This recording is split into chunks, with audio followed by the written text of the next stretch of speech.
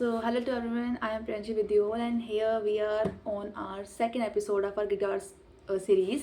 So, आज हम अपनी वीडियो में सीखने वाले हैं नोट्स के बारे में. जो हमारी म्यूज़िक थ्योरी में 7 नोट्स होते हैं उसके बारे में हम जानेंगे आज. ठीक है. तो उसके बाद आपको हमने कहा था कि एक्सरसाइज करनी है. ठीक है. एक्सरसाइज करने के बाद आपके अंदर एक फ्लुएंसी आई होगी. ठीक है. तो उसके बाद आज हम करने वाले हैं नोट्स को प्रैक्टिस. तो वो 7 सुर कौन से होते हैं? हिंदी में हमने जाना था कि सा रे गा मा पा धा नी सा. ठीक है. ऐसे हमारा इंग्लिश में क्या होता है, अल्फ़ाबेट्स ए से लेके जी तक. कहाँ से? ए से लेके जी तक. लेकिन इनको बोलते कैसे हम ए से शुरू नहीं करते, हम करते हैं शुरू सी से.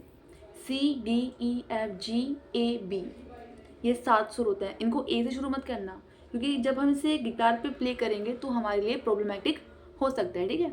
तो आपको सी से शुरू करना है. C D E F G A B. ठीक है. अब जो ये 7 सुर हैं, इनसे ही मतलब कि 12 सुर बनते हैं. पूरे 12 नोट्स होते हैं हमारे. 7 नोट्स हमने देखे ये वाले थे. अब इनसे आपके नोट्स बनेंगे 12. वो कैसे बनेंगे? हर एक नोट का एक शार्प नोट होता है. ठीक है. एक शार्प नोट होता है उसका. जैसे कि C sharp, D sharp, E का शार्प नहीं होता. ठीक है. फिर F sharp, G sharp, A sharp and B का शार्प नहीं होता.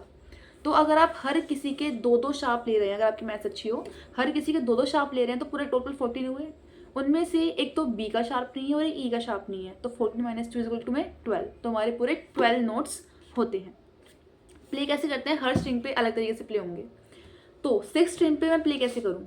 तो आपको इतना याद, हमने देखे हमारे नोट्स तो वही हो गए. तो हमारे नोट्स अब कितने हो गए टोटल? पहले तो हम ये देख लेते हैं. 12 हो गए. ठीक है. 12 कौन कौन से? सी शुरू हमने सी से करना है. ठीक है.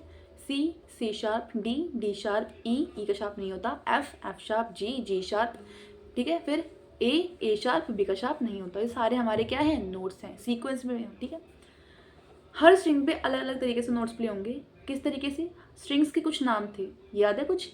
जो हमारी 6th स्ट्रिंग है, इसका नाम था ई. क्या था? ई.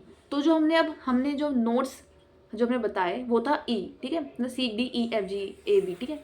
तो हम ई से शुरू करेंगे. चाहे हमारे नोट्स सी से शुरू हो रहे हों, लेकिन हम कहाँ शुरू करेंगे? ई से. ठीक है. तो ई, जो भी पहला आपका नोट होगा ना स्ट्रिंग्स पे प्ले करने के टाइम पे, तो पहले नोट को हमेशा ओपन जाने दोगे. ओपन का मतलब क्या होता है? ओपन का मतलब है मैंने फ्रेट्स पे हाथ नहीं लगा रखा, बस मैंने इस पिक से, ये ओपन है. ठीक है. 6 स्ट्रिंग पे मैंने ओपन प्ले किया. ठीक है. तो ओपन प्ले जब मैं 6 स्ट्रिंग पे करूंगी, तो जो 6 स्ट्रिंग का नाम है उसको आप ओपन बोलोगे. मतलब कि फर्स्ट स्ट्रिंग का नाम क्या है? ई. तो ई को मैं क्या बोलूंगी इस टाइम पे? ओपन. अब ई के बाद क्या आता है? ई का शार्प नहीं होता. क्या आता है उसके बाद? एफ. तो आपको एफ से शुरू करना है इस पे 6 स्ट्रिंग पे. फर्स्ट फ्रेट पे हाथ रखना है एंड देन ये है आपका एफ. ठीक है. एफ के बाद क्या आएगा? अब एफ शार्प. आपको आगे बढ़ते बढ़ते जाना है. अब आगे बढ़ी मैं एक फ्रेट, अब वापस से करो F sharp, G sharp, A sharp, B का शार्प नहीं होता. अब क्या आएगा? सी. अब कहाँ पे आ गए हम? सी पे. ठीक है. C sharp, D sharp. क्या है ये? D sharp.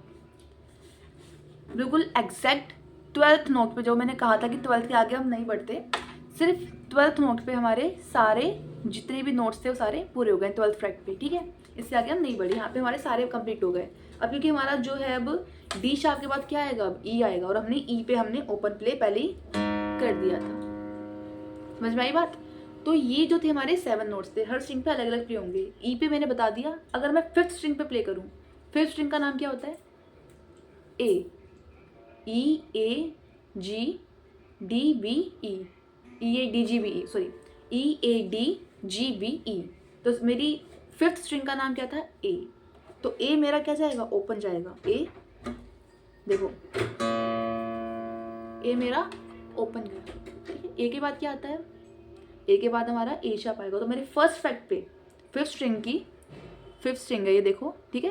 फिफ्थ स्ट्रिंग के फर्स्ट फ्रैट पे मैंने अभी पकड़ा हुआ है, तो वो क्या होगा, ए शार्प, क्योंकि मैंने ए पे तो ओपन प्ले किया है, तो इस पे मैं क्या करूँगी, ए शार्प। अब बी आएगा,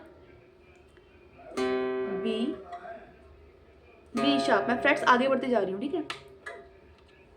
सी, सॉरी बी शार्प नहीं था, क्या आएगा, पीछे चलते हैं, सी शार्प,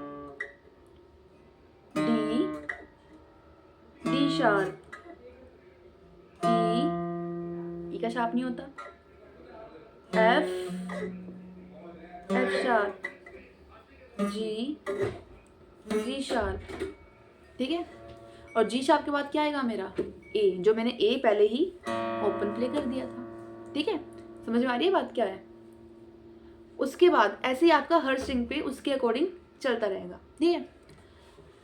अब हम आते हैं अपना स्केल्स पे। स्केल्स हमारे दो टाइप के होते हैं, ठीक है। स्केल आपके दो होंगे। स्केल मेनली क्या होता है, जो हमने नोट्स देखे ना 7 नोट्स, ऐसे जो हमारे नोट्स होते हैं उसके ग्रुप को हम बोलते हैं स्केल।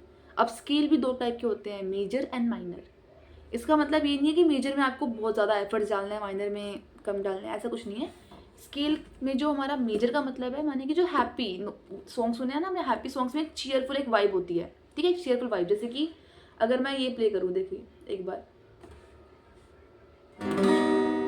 चीयरफुल था। अगर मैं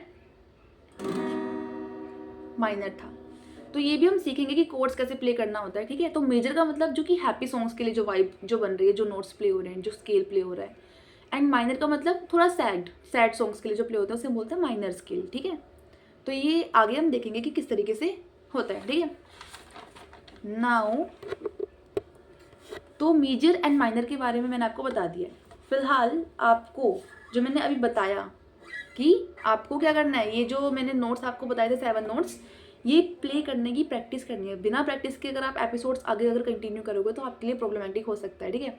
तो जैसे आपने फर्स्ट एपिसोड में देखा था कि इंट्रो के बारे में हमें जाना था, ठीक है ना, हमने स्ट्रिंग्स और फ्रेट्स के बारे में जाना था, अब हमने नोट्स के बारे में जाना है। तो अब नेक्स्ट वीडियो में हम जानेंगे मेजर स्केल प्ले करने के बारे में, ठीक है। एंड मेजर स्केल प्ले करना मतलब ज़्यादा मुश्किल होता नहीं है, लेकिन उसके लिए आपको एक प्रैक्टिस चाहिए जो आपको करनी पड़ेगी। तब तक के लिए bye bye and all the best.